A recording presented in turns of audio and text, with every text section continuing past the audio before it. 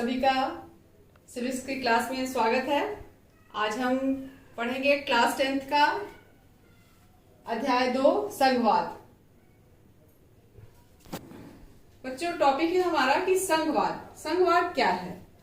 तो पहले बच्चे सब लोग जान लेते हैं कि संघवाद की परिभाषा क्या है या उसका शाब्दिक अर्थ क्या है। शासन की वह व्यवस्था जिसमें शासन की सभी शक्तियों का विभाजन केंद्रीय और राज्य सरकारों के मध्य हो। ये आप समझ लीजिए कि हमारे यहाँ संघीय व्यवस्था है भारत में, और दो तरह की सरकारें हैं, केंद्र सरकार और राज्य सरकार। केंद्र सरकार पूरे देश के लिए काम करती है और जो राज्य सरकारें होती हैं वो सिर्फ अपने राज्य के लिए ही काम करती है। जैसे हमारे यहाँ राज्य की उत्तर प्रदेश की सरकार है और देश की सरकार अलग है। इसी तरह से इन्हीं का आपस में जो तालमेल होता है इसे हम संघवाद के नाम से जानते हैं।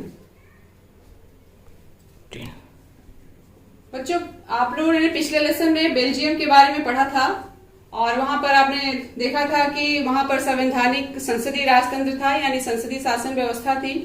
राजा सर्वोच्च शासक था। सबसे पहले हम बेल्जियम के बारे में पढ़ेंगे। लास्ट लेसन सत्ता की साझेदारी में हम लोगों ने बेल्जियम के बारे में जाना था। वहां पर संवैधानिक संसदीय राजतंत्र था, राजा सर्वोच्च शासक था, लेकिन राजनीतिक शक्तियां नागरिकों द्वारा चुनी हुई संसद के पास थी। मतलब देखा जाए तो सारी शक्तियां जो है राजा के पास थी।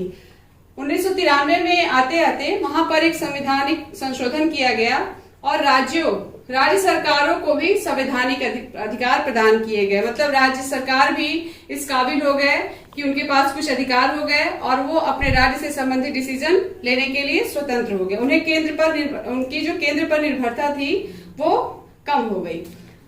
अब उसी में एक अगली कड़ी आती है श्रीलंका। इसके बारे में भी हम लोगों ने पढ़ा था कि एक द्वीपीय देश है।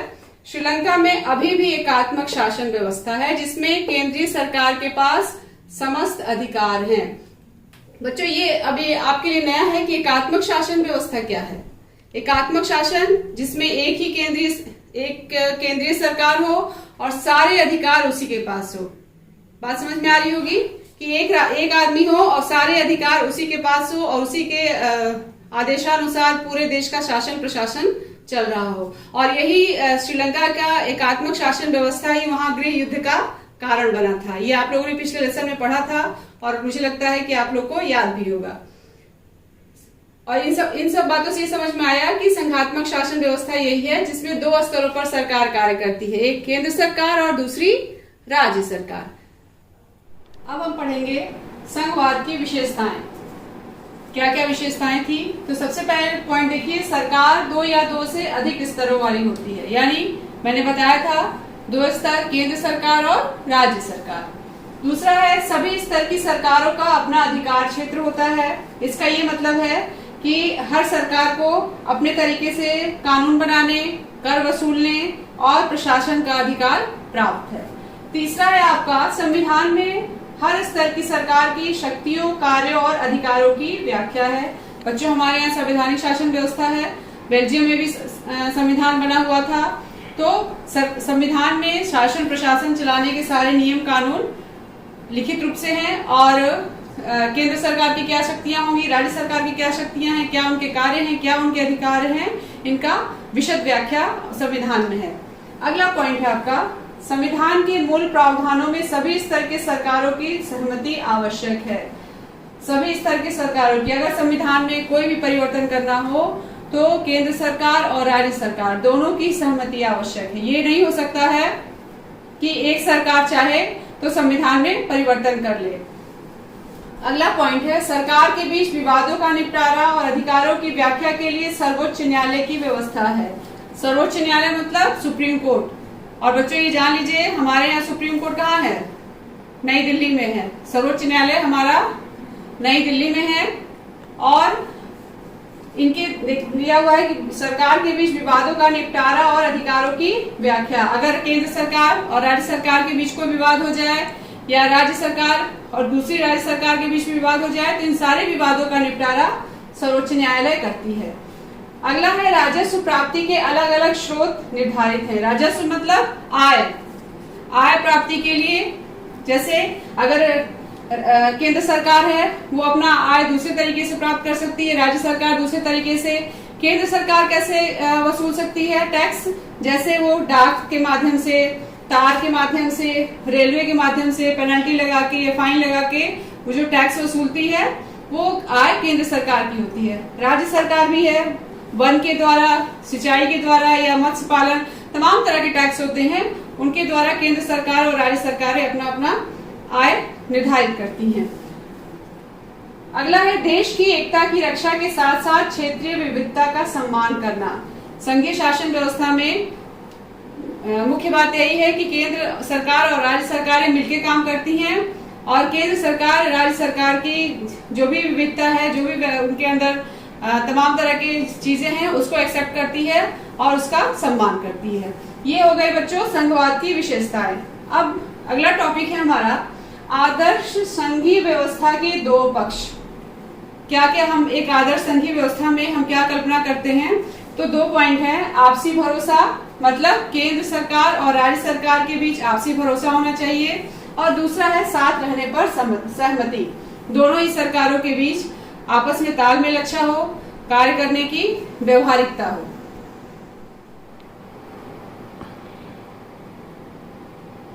संघीय शासन व्यवस्था का गठन। बच्चों ये जानेंगे हम कि संघीय शासन व्यवस्था का गठन किस प्रकार हुआ, क्या परिस्थितियां हुई। तो 2 तरीके से इसका गठन किया गया था। पहला गठन तो आपका संयुक्त राज्य अमेरिका, स्विट्जरलैंड और ऑस्ट्रेलिया का है, और दूसरा गठन आपका भारत, बेल्जियम और स्पेन का है। तो सबसे पहले हम जानते हैं कि संयुक्त राज्य अमेरिका में कैसे गठन हुआ था। इसमें क्या था कि 2 या अधिक राष्ट्र आपसी सहमति से एक बड़ी इकाई का गठन कर लेते हैं। जैसे संयुक्त राज्य अमेरिका का है, इसमें कई राज्य हैं, स्विट्जरलैंड है, ऑस्ट्रेलिया है, और इस व्यवस्था में क्या होता है कि राज्य सरकारों के पास शक्तियां ज्यादा होती हैं अपेक्षाकृत केंद्र सरकार से, यानी राज्य सरकार ज्यादा शक्तिशाली होते हैं और राज्यों की जो सरकारें होती है उसमें शक्तियों का बंटवारा एक समान होता है।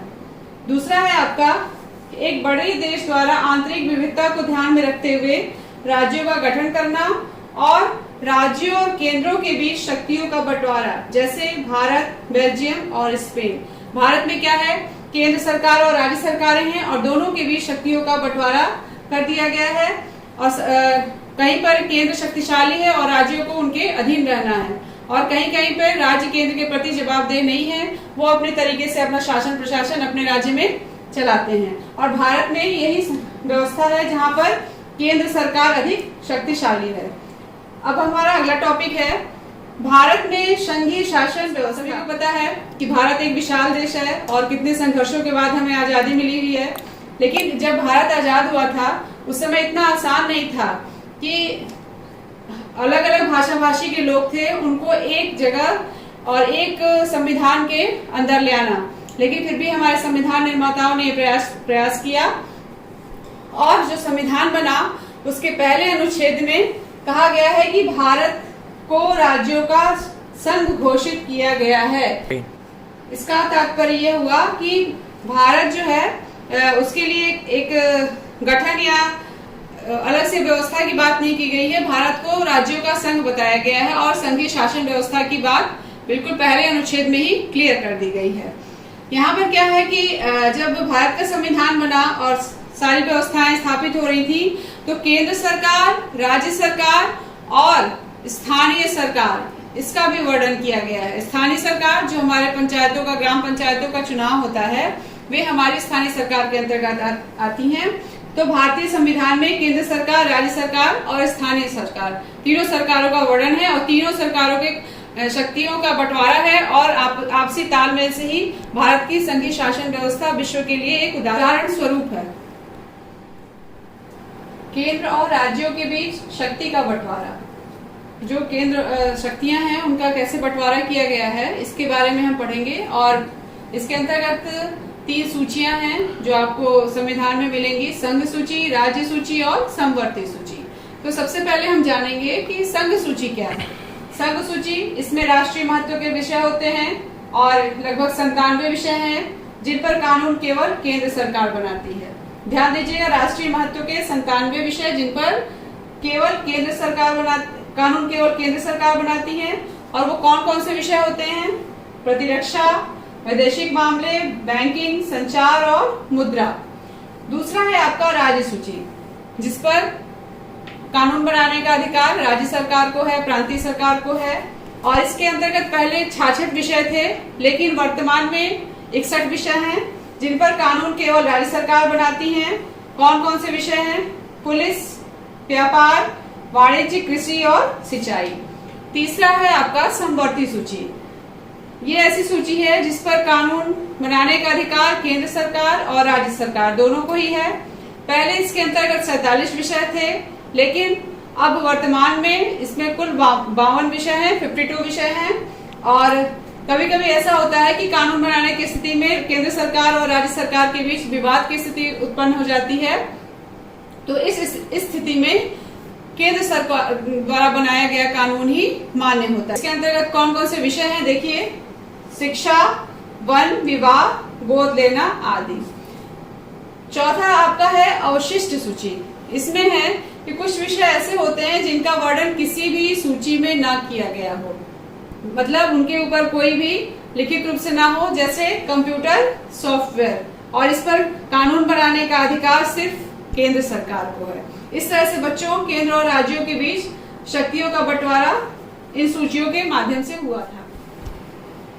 भारतीय संविधान की नीति है सबको साथ लेकर चलने की, लेकिन कुछ राज्य ऐसे थे जिनको विशेषाधिकार का दर्जा प्राप्त था। जैसे जम्मू कश्मीर के बारे में आप लोगों ने पढ़ा ही होगा कि जम्मू कश्मीर को विशेषाधिकार दर्जा प्राप्त था, लेकिन पिछले साल 370 अनुच्छेद 370 में परिवर्तन किया गया और ये विशेषाधिकार समाप्त कर दिया गया। लेकिन कुछ पूर्वोत्तर के राज्य ऐसे हैं जिन्हें विशेषाधिकार का दर्जा प्राप्त है, जैसे हैं नागालैंड, असम, मणिपुर, इनको विशेषाधिकार प्राप्त है। कुछ केंद्र शासित प्रदेश हैं। केंद्र शासित प्रदेश वे होते हैं जहां पर केंद्र का शासन होता है, और वह हैं चंडीगढ़, दिल्ली, पुडुचेरी, जम्मू कश्मीर भी अब केंद्र शासित प्रदेश है। इन पर शासन का अधिकार केंद्र सरकार को होता है। अब हमारा अगला टॉपिक है संविधान में संशोधन। संविधान में संशोधन कैसे कर सकते हैं? अगर केंद्र और राज्य के बीच में किसी मुद्दे को लेकर विवाद होता है तो संविधान में कैसे परिवर्तन होंगे, इसके लिए आवश्यक है कोई केंद्र सरकार या राज्य सरकार चाहे तो परिवर्तन नहीं कर सकती है। इसके लिए संविधान में कुछ नियम हैं। जैसे देखिए, कोई भी संशोधन संसद के दोनों सदनों के 2/3 बहुमत और आधे राज्यों के विधानसभाओं द्वारा स्वीकृत होना आवश्यक है। ये जो प्रक्रिया है ये हर विवाद के लिए नहीं है। जो मुद्दे केंद्र और राज्यों के बीच में टकराते हैं उनके लिए स्पेशल व्यवस्था है, और जो विवाद होते हैं इनका निपटारा सिर्फ सर्वोच्च न्यायालय या उच्च न्यायालय द्वारा ही किया जा सकता है। अब हम जानेंगे कि संघीय शासन व्यवस्था चलती कैसे है, आखिर ये भारत में सफल कैसे है। तो इसके कुछ आधार तय किए गए संविधान में, जैसे भाषा के आधार पर कुछ राज्यों का गठन भाषा के आधार पर किया गया। और इसमें देखिए 1953 में आंध्र प्रदेश का गठन भाषा के आधार पर हुआ, और नागालैंड, उत्तराखंड और झारखंड का गठन संस्कृति, भूगोल और जातीय भिन्नता के आधार पर किया गया। इस तरह से देखा जाए तो भाषा के आधार पर जो राज्यों का गठन हुआ उसका नेताओं ने शुरुआत में तो समर्थन भी किया, लेकिन कुछ दिनों बाद विवाद की स्थिति खड़ी होने लगी और इस भाषा के गठन को रोक दिया गया। लेकिन जैसे जैसे समय बीतता गया, नेताओं को ये एहसास हुआ कि इसके बहुत ज्यादा फायदे हैं और इससे हमारा देश ज्यादा एकीकृत और मजबूत हो रहा है। दूसरा है आपका भाषाई नीति। यहाँ पर देखिए, हिंदी को राजभाषा घोषित किया गया और 21 अन्य भाषाओं को अनुसूचित भाषा का दर्जा दिया गया। भारतीय संविधान में 22 भाषाएं हैं और उसमें एक हिंदी है। और हिंदी को राष्ट्रभाषा नहीं, हिंदी को राजभाषा घोषित की गई है। और इसमें लगभग हमारे यहाँ 40% लोग हैं जो हिंदी बोलते हैं। बाकी अन्य भाषाओं के लोग हैं, जैसे हर राज्य की अपनी भाषा है, वहाँ की जो भी परीक्षाएं होती हैं, जो परीक्षार्थी होता है वहाँ की जो बोलचाल की भाषा है उसी भाषा में अपनी परीक्षा दे सकता है। कुछ विवाद ऐसे हुए जैसे अंग्रेजी का प्रयोग 1965 के बाद बंद होना था, लेकिन भारत की एक राज्य तमिलनाडु ने इसका उग्र रूप से विरोध किया और फिर केंद्र सरकार को हिंदी के साथ साथ अंग्रेजी को भी राजकीय कामों में प्रयोग करने की अनुमति देनी पड़ी थी। केंद्र राज्य संबंध। जैसा कि बच्चों अभी मैंने बताया कि केंद्र के और राज्यों के बीच शक्तियों का बंटवारा कुछ सूचियों के आधार पर हुआ था। तो जब शक्तियों का बंटवारा हो गया उसके बाद केंद्र और राज्यों के संबंध कैसे रहे भारतीय संविधान के अनुसार, तो बच्चों 1960 तक तो हमारे देश में एक ही पार्टी रही और उसी पार्टी का केंद्र में भी शासन रहा और राज्यों में भी शासन रहा। लेकिन इसका परिणाम बहुत अच्छा नहीं रहा और इसका अनुभव बहुत अच्छा नहीं रहा, क्योंकि जब एक ही पार्टी की सरकार थी तो उस राज्य सरकार ने अपने अधिकारों का स्वतंत्रता से खुलकर प्रयोग नहीं किया और ये लोकतंत्र के लिए बड़ी खतरनाक बात थी। 1990 के बाद परिवर्तन आया और एक नई सरकार आने लगी जिसे गठबंधन सरकार कहते हैं। गठबंधन सरकार कहते हैं। अभी गठबंधन क्या है? जब चुनाव हुए और किसी एक दल को बहुमत नहीं मिला तो कई पार्टियों को मिलाकर जो सरकार बनाई गई उसे गठबंधन सरकार कहा गया और ये एक तरीके से नई प्रणाली थी भारतीय राजनीति में, भारतीय लोकतंत्र में। और इसमें क्या हुआ, सत्ता की साझेदारी का एक नया अनुभव भारतीय लोकतंत्र को देखने को मिला और ये कई बार सफल भी हुई और इसका एक अच्छा दूरगामी परिणाम भारत सरकार को या हमारे लोकतंत्र को देखने को मिला है। अगला हमारा टॉपिक है सत्ता का विकेंद्रीकरण। विकेंद्रीकरण क्या?